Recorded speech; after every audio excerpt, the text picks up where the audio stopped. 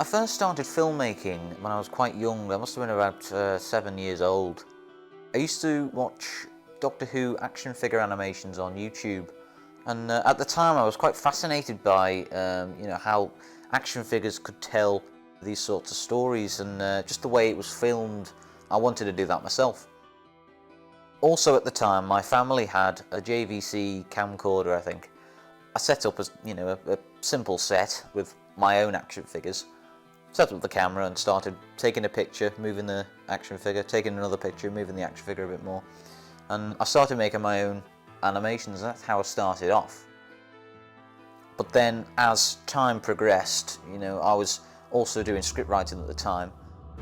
And then I switched to modelling clay. And that's when I created my first original stop frame animation, Timmy Trimble. In 2013, I won a national animation competition to visit ADDON Studios in Bristol. We were there to do a music video for the Binweevils social media site, and it was great because we got to use all the original props and the sets. That I think it was from Creature Comforts that we had the couch, and we learned how to use all the software. There was Dragon Frame, and I was tutored by an Aardman director, Mark Hewis. And when I went home from the studio, I took into account what he'd said, and I replaced all the old footage because it was such an improvement in quality from what I previously had been doing before I went to Aardman. So in 2014, I started watching Venturian Tale playing Garry's Mod, and he did some videos about TARDIS maps and TARDIS mods. That kind of got me inspired to get into the game and download it and have a mess around with it. It was also around the same time that James Thomas, or JT Gaming at the time, had his GMOD Doctor Who series going, and they were all first person. And I knew that GMOD had in-game camera tools, so I kind of thought, well, maybe I should make it different to everyone else's by using the camera tools as much as possible.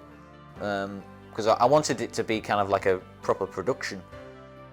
It was kind of eye-opening for me because it gave me a new way of animation, really, machinima.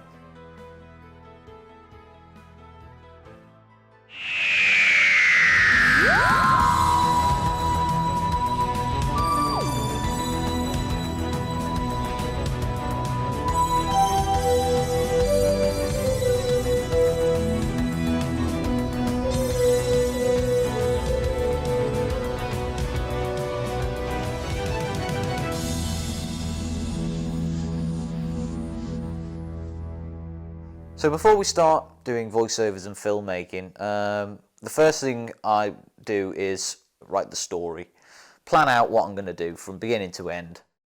Once I'm happy with the outline, I start working on the script, and then once I'm happy with that, we can move on to other things. I'm always kind of referring back to the Steam Workshop because sometimes there's a need for add-ons that aren't really available there. Garry's Mod does have limitations. So what I tend to do is spend like a day just scrolling through the workshop and just making notes of what add-ons there are, what there isn't, basically. And if we need something that isn't on the workshop, we might have to make it ourselves, in game. A good example of that is Die Glock for episode 3. Now that model of the bell was made by General Cammy, who's one of my friends. And another one is the temporal control chamber for episode 5 and 6. I was in talks with one of the TARDIS developers to try and get it made into a proper rewrite, basically, because I had like a specific vision whereby I wanted it to be like a Dalek and Time Lord hybrid TARDIS. The console was originally going to be like a 4-sided console with like Dalek dome interfaces on it, taking inspiration from the Dalek time ship in the Chase. In the end, it did become quite time consuming, and I don't think we would have had time to kind of code it all. So eventually, I just took it upon myself to use bits and bobs from all different TARDISes, because it was a proper set that we had to construct.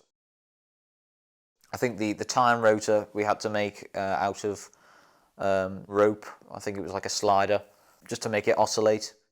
Sometimes, if we can't even get assets at all, we might have to just rewrite the entire script from scratch and just think of another idea, because that happened for episode 3.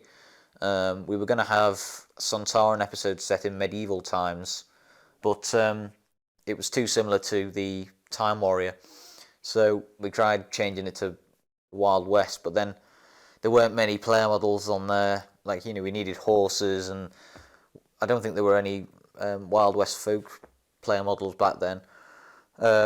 We did notice that there was a lot of World War II player models on there, and I did some research, and that's where I came up with the idea for Die Glock.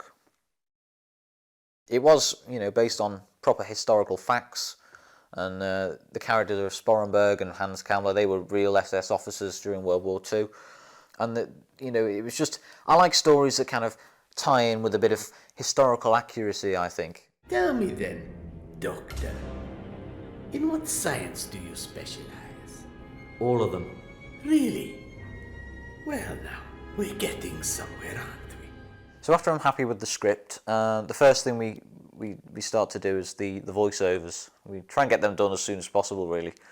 We have a vocal booth that we use to try and get, consistent sound across all the different characters and voice actors. I get my, friends and family in to voice, numerous characters. We'll do, I think, more than at least one,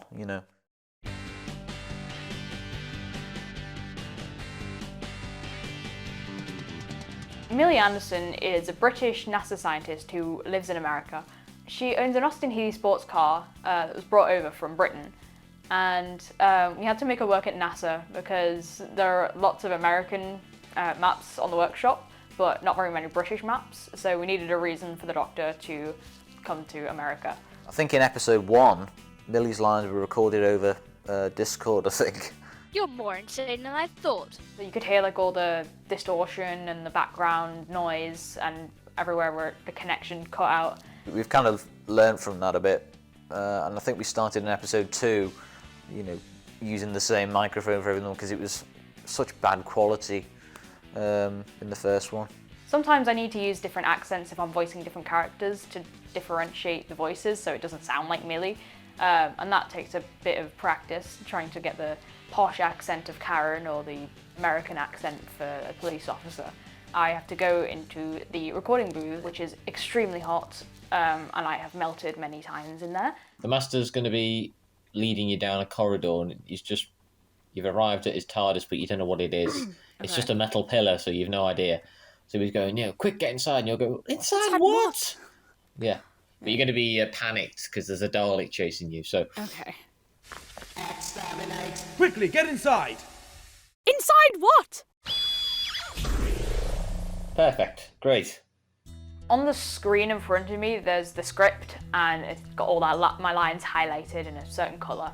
And if I see a line that I think I can say better, I'll suggest like an edit, and will occasionally change it. If I say a line wrong, or like a way not the right tone, will tell me what I do wrong, and I'll have to change how I say it. We have just finished recording Millie's lines from, what episode was it? Episode 6. Episode 6, I knew that. It's boiling in here. I'm not getting paid. Sometimes, I get guest actors in. I think I've had Faries in for one. He was in episode 2. We've had James Thomas in for episode 4. He did a couple of police officers in various roles. Joshua Edward, he played the Master for episode 5 and 6. We have to keep in mind that their microphones might not be the same, so we try and get it as near as we can to our own. It's worth a try, Doctor. Thank you. You see, Miss Anderson understands. So I met Will over Discord mainly. I mean, I kind of saw his series kind of start. I was there from the beginning, OG fan. I remember kind of mentioning to Will, being like, oh, I could help out a bit, and it was like episode 2, and I was going to, and then something came up, so then I never actually ended up helping, but then I kind of kept in contact. But no, the audition came up rather randomly, to be honest, because I think there was someone else in the running, and I think they pulled out, or they just they didn't bother. But you know, so I was given a script. I then did the script. I can't remember how long I had to wait. I think it was a week, maybe 2, and then it was like, you got the part, you know. I was like, great, brilliant. The Daleks wanted my knowledge of temporal mechanics to help them build their very own time ship. You've given them time travel. Exciting, isn't it? The episode was like filmed in 2021, so my voice sounded a lot younger, and there was some you know voice effects put on top of that, and then the matchup between the current episode it's just not really required. Don't these humans irritate you with their lack of knowledge? You're starting to irritate me with your lack of manners. She's got a point. I had in my head Derek Jacobi, purely at the time, because I was very big into Big Finish. I did listen to a lot of the War Master box sets, and I was like, yeah, you know, he's great. I love him. And he was kind of like a kind of a sweet blend between John Sim, because he had a bit of the evil chaoticness, but he was still reserved, a bit like Delgado, which is actually what Will wanted anyway. He wanted a bit of a John Sim Delgado, so I just kind of did that, and then was like, add a bit of Jacobi on top of that, and then we're all good, and then add my little, you know, spin on top. It was you two who killed the Dalek Emperor in the first place! We were answering a distress call. Everything was fine until you intervened. All right, this isn't helping. Now, I know we've had our differences, Differences? He handed Corellia over to the Daleks, stole your dematerialization circuit, and wanted to destroy the entire universe. Now you expect me to come to terms with this psychopath? I wanted to kind of focus on their personalities, and I thought that maybe they'd probably be squabbling quite a lot as a, you know, a trio. The Master is a Time Lord, so he'd find Millie quite annoying because she's human, and he thinks he knows better than her. Whereas Millie's quite witty and, you know, sarcastic, so I wanted to focus on that, especially in episode 6 when they're trapped in the time ship together. You better hurry it up, we're running out of time. I'm going as fast as I can. So after we're happy with all the voiceovers, and we start doing all the filming, we have to go through and kind of see which maps are needed where for which scene. I had a couple of my friends from high school, because I was still in school when I was doing the first episode, helping me out with the filming, and I think on some of the scenes you could see their username popping up. We soon discovered that there were mods out there that could hide the player name, so we put that into motion in episode 2. While we were doing episode 2, I think we experimented with getting other people in to help us. Will's trying to set up the props and all the effects and everything, and then me and whoever else is on the team, we end up just getting completely sidetracked.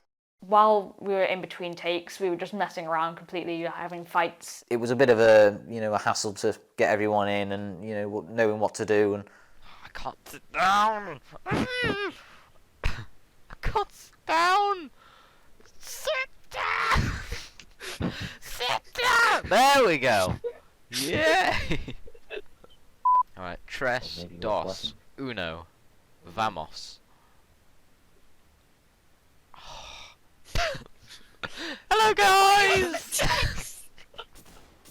Because we had to do it in multiplayer, there was a lot of lag, and we were thinking of different ways of doing it in single player and limiting the amount of people. You ain't the same thing as I am. People are going to start thinking that we're related. While filming episode 1, the player models for the Doctor and Millie were the same. They were just the default ones. But the colours they originally were actually my favourite colour, like magenta or purple, and Will's was red. So they were just our characters for Gmod. What about a nice casual jacket instead? You could still wear your jeans and boots. So in episode 2, we decided to poke fun at the Doctor's outfit a little bit.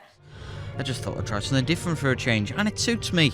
And we eventually changed Millie into a hoodie, so it looked a bit different. Warm enough. Yes, very. But I can't believe you have a whole room full of great outfits, and you picked that. When it came around to episode 4, it was quite handy, really, that we'd done that, because we were cutting back and forth between present and past Millie, So if we hadn't have actually changed it, it would have been quite confusing to watch because you wouldn't know which player models were which. When Will was planning the story, he had to make a timeline because it kept jumping between past and present. And in reality, there are two paradoxes happening, because there's the paradox where eventually the Doctor has to take Millie back to where he found her at the car crash, but also there's the paradox of Millie not being able to meet her past self. Of course, the law of conservation of energy. So if I travel back in time, I'm adding the matter I'm made up of to a past universe where it already exists. When we were filming episode 3, there was a convoy scene where we had to all drive cars at the same time. We kept crashing into each other. It took about 20 takes until we finally got it. At one point, we had a couch race. And you're, like, way ahead of me. Ooh. Ah! We were sliding all over the place, and it was the most fun race I've ever had, ever. Keep nodding your head. There's a thing right by to your right, at the bottom base of like the side of the console. There's like a yeah that there you go. Right, you nod your head, and then okay, you can run down the trench. Oh no, I'm swimming! No, it's all right. I think you missed slightly. You went slightly to one side. Oh, sorry, Will. I've got unlimited health. When it came to episode 5 and 6, you know, we thought of new ways, and we got the hang of just doing it, you know, by ourselves. Try and avoid that Dalek if you can, and then go off to the left. Like that way, left. Yeah. Towards the big console. Yeah. And then I'll follow you in, and then the other two Daleks, which we'll film later, will come in after. Okay? That's the plan. 3, 2, 1, go. So I'll look at the door. Obstruction cleared. Advance.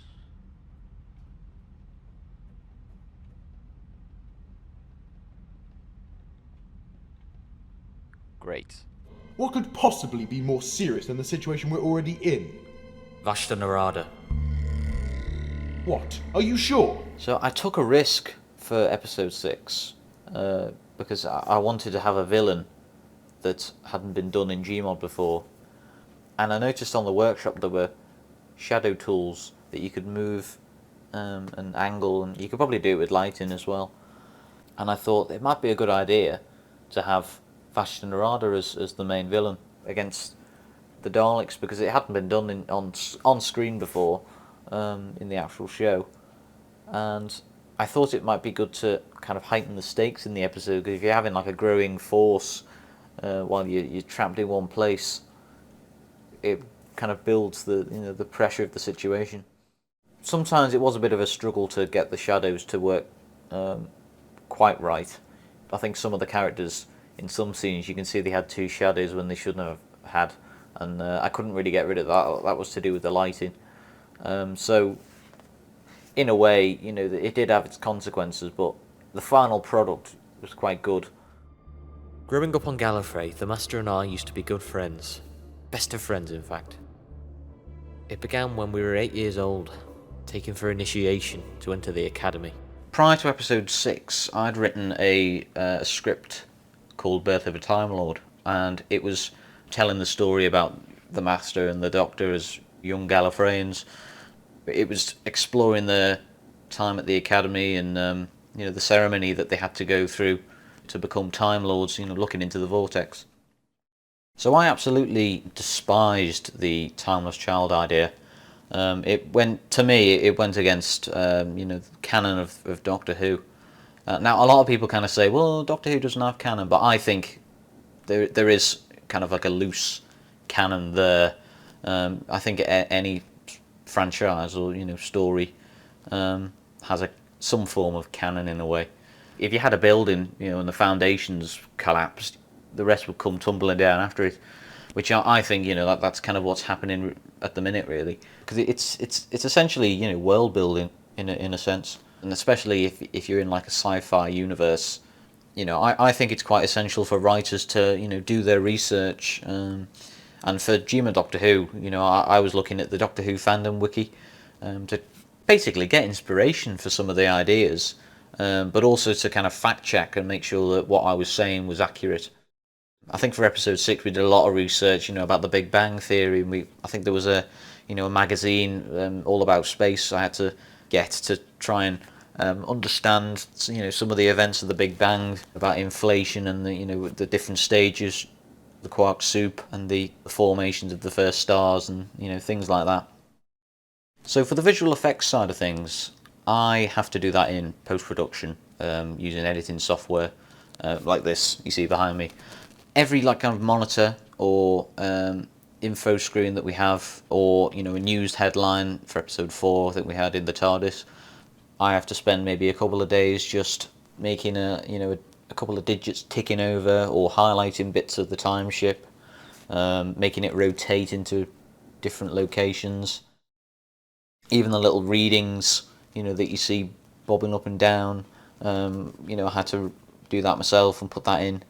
But it's just those little, details that make the episode a lot more believable.